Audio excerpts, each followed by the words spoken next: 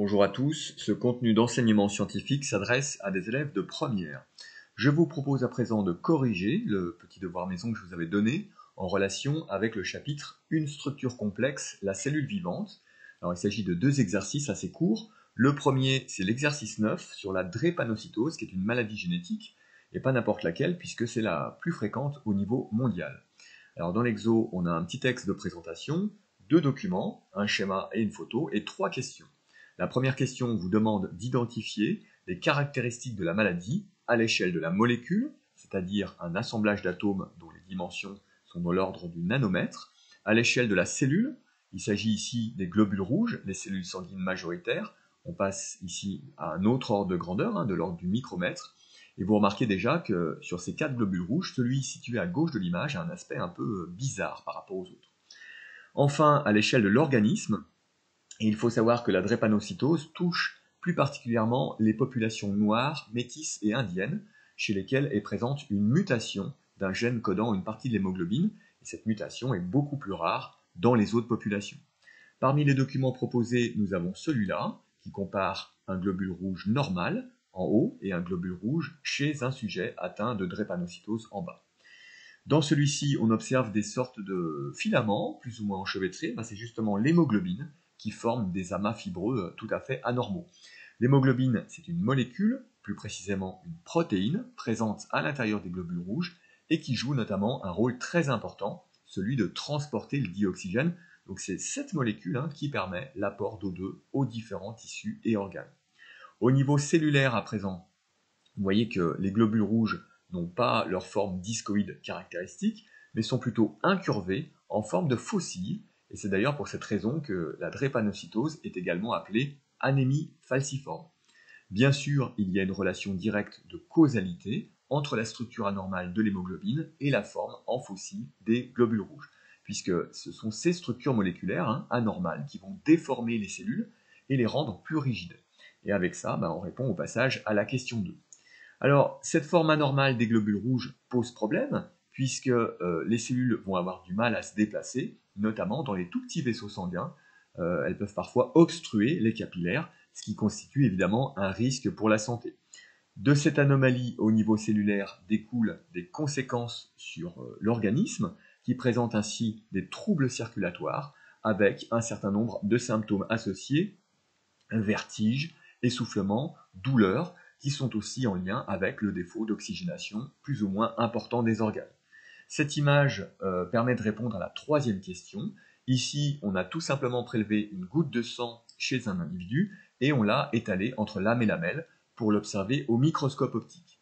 À cette échelle, on distingue clairement les cellules, alors quelques leucocytes ou globules blancs qui sont quantitativement minoritaires, ça c'est normal, et un grand nombre de globules rouges, dont certains ont une forme pas vraiment conventionnelle. Et là, c'est vraiment très facile à voir, ce sont les cellules que je marque à présent d'un astérisque et qui sont anormalement incurvées. Je peux même les compter, je peux déterminer leur pourcentage et ainsi établir à moindre coût un diagnostic. Et dans le cas illustré ici, on a un sujet vraisemblablement atteint de drépanocytose. Sans transition, je passe à l'exercice suivant qui concerne l'organisation des protéines au sein de la membrane plasmique. Du texte, un graphique, peut-être un peu compliqué, et un schéma de membrane comme on en a déjà vu en cours. Vous vous souvenez sans doute de ça, on a vu que la membrane était organisée en bicouches de phospholipides, dont l'intérieur en jaune est hydrophobe et dont la périphérie en bleu est hydrophile, c'est-à-dire qui a une certaine affinité pour l'eau. On trouve également d'autres molécules, comme du glycérol ou des protéines. Alors concernant les protéines justement, on voit que certaines traversent entièrement l'épaisseur de la membrane, tandis que d'autres sont insérées uniquement dans le feuillet, intra- ou extracellulaire.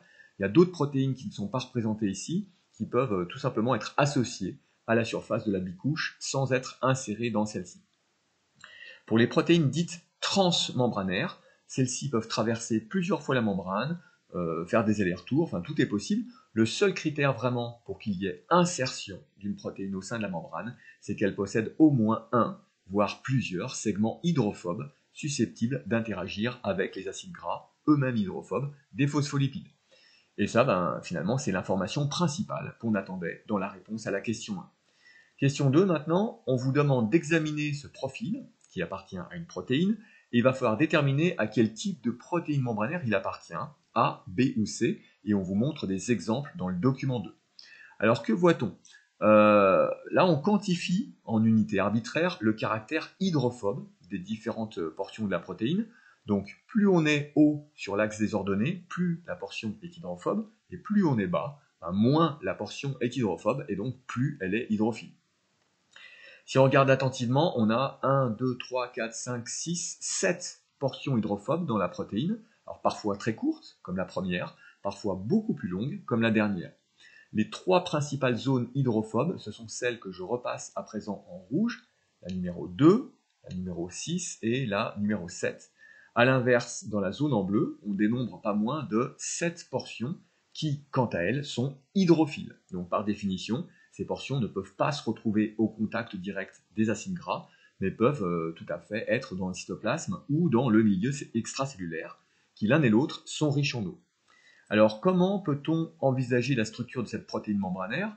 Si je regarde mon profil, là, qui est maintenant en bas à droite, je vois d'abord une toute petite extrémité hydrophobe, qui va donc se loger vraisemblablement à l'intérieur de la bicouche, je la représente en rouge, puis on a une longue portion hydrophile, que je représente en bleu, et qui pourrait donc être du côté extracellulaire, et je continue ainsi, comme ça, avec un long segment hydrophobe, susceptible de traverser complètement la membrane. Alors là, c'est une supposition de ma part, parce que j'ai pas assez d'informations pour en être sûr à 100%. Mais en tout cas, c'est possible.